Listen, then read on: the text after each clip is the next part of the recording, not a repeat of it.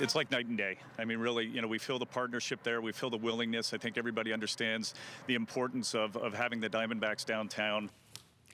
Arizona Diamondbacks CEO Derek Hall believes the team is rounding third and heading for home with legislation that would pay for renovations at Chase Field. The Dbacks bill was passed this past week by the State House of Representatives with bipartisan support and bipartisan opposition. Next up, a vote in the state Senate. Joining us now is Republican State Representative Jeff Winiger of Chandler. He is the lead sponsor of the bill that would create the tax revenue to pay for the ballpark renovations. Welcome back to Square Off. Thank you. Thank you for having me, Brent. How do you get this gig, actually just leading this bill, shepherding it through the legislature? I don't know. You don't know? I'm a freshman this year, so, but no, I started talking to the team. We had discussions over a few weeks, and I finally said I'm going to take this on. I think it's important. Okay, you are a freshman, but this is your second go-around, so. Correct. Yeah.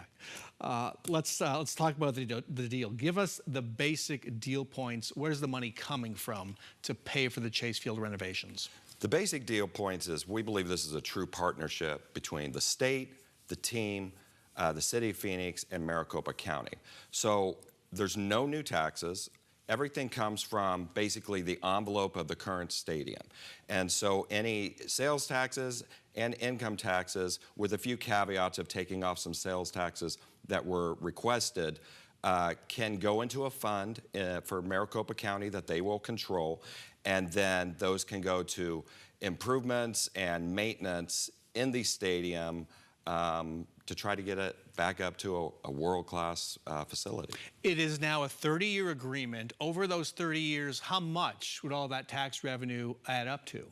I mean, I guess 30 times about 15 million. So what that is, hundreds of millions of dollars. But I do want to point out also that this is a publicly owned facility. This isn't money that's going to the Diamondbacks. It's going to maintain that public facility. And my math, based on JLBC independent reporting review, and as well as the city of Phoenix, is this deal could be worth $500 to $600 million in 2024 dollars over the life of the deal.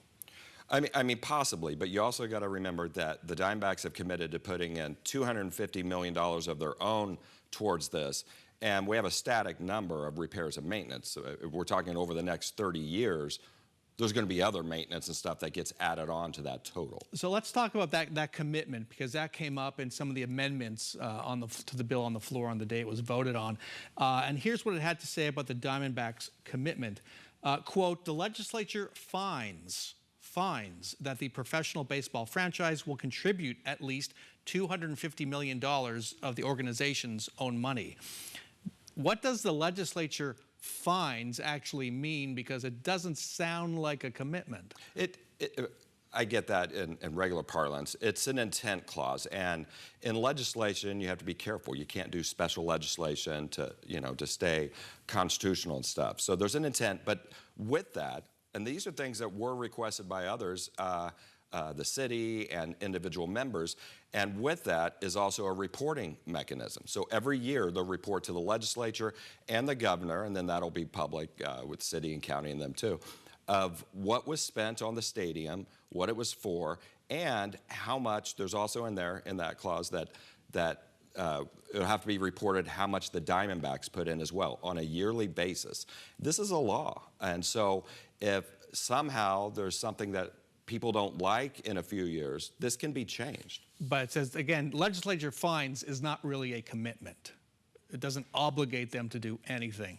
I believe it's a commitment because there's the transparency of a year by year, and this is, like anything else, a law that can be changed. And then also, specifically, I put in there, and the Diamondbacks didn't resist, and a lot of people like this, is that there's a clawback provision. If they leave in the first 10 years, then they would have to pay out of their own pocket $10 million.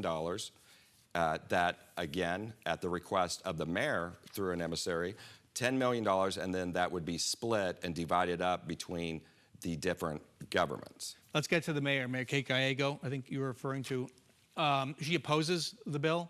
The city manager wrote a memo to city council members and the mayor saying the cost of the city is actually double what JLBC, the independent reviewers, say it is.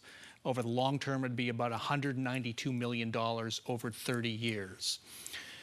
Do you agree with those numbers, or at least acknowledge that they're fair? No, I respectfully disagree. And the fiscal note that was done before we took off the 0.3% at their request. That goes to first responders and that. So the city, and we've been sitting down and negotiating with the city. It's not like we're just coming up with this on our own. We've had multiple meetings. I've had multiple phone calls. We took that 0.3% off. So even what the fiscal note says now, we believe is much lower because they figured it at a 0.3% higher. Also, the city says it has better numbers because it knows how much tax revenue came out of that area, whereas JLBC does not. JLBC has good numbers. And also, I'll add, at the city's request, we said, okay, we'll base it on the sales tax number, but they wanted to have whatever choice of fund that they could take it out of. And so it's not coming out of the sales tax. The treasurer will send them their money. Then based on that money, they will choose what fund they take it out of. They had mentioned multiple times that they have a sports facilities fund.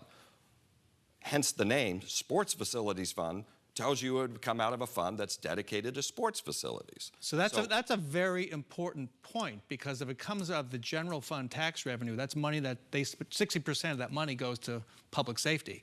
Sports fund does not. Does not. So that's a way, it seems, to answer the city's objections. And again, we're having very good discussions with the city. I've always been open to talking to the mayor. I respect the mayor, but we've had ongoing discussions with the city. I've talked to a council member. I firmly believe that there are ardent supporters of the Diamondbacks on the Chandler, You're from Chandler, I know. On the Phoenix City Council. Real quick, one more amendment. The Diamondbacks have talked for years about redeveloping the area around the ballpark. There was an amendment inserted that would allow revenue to go toward adjacent buildings at that site operated by the Diamondbacks.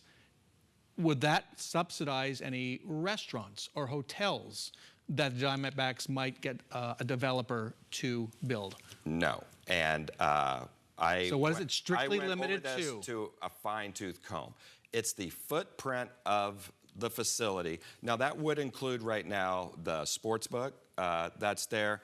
And there has been talk about a team shop relocating right there, right out front, right in front of the gates. And currently, if they sell merchandise inside, they might want to move something around there. This would not include that. I even got on Grok and I said, okay, I think I know what adjacent means, but let's see what it really means.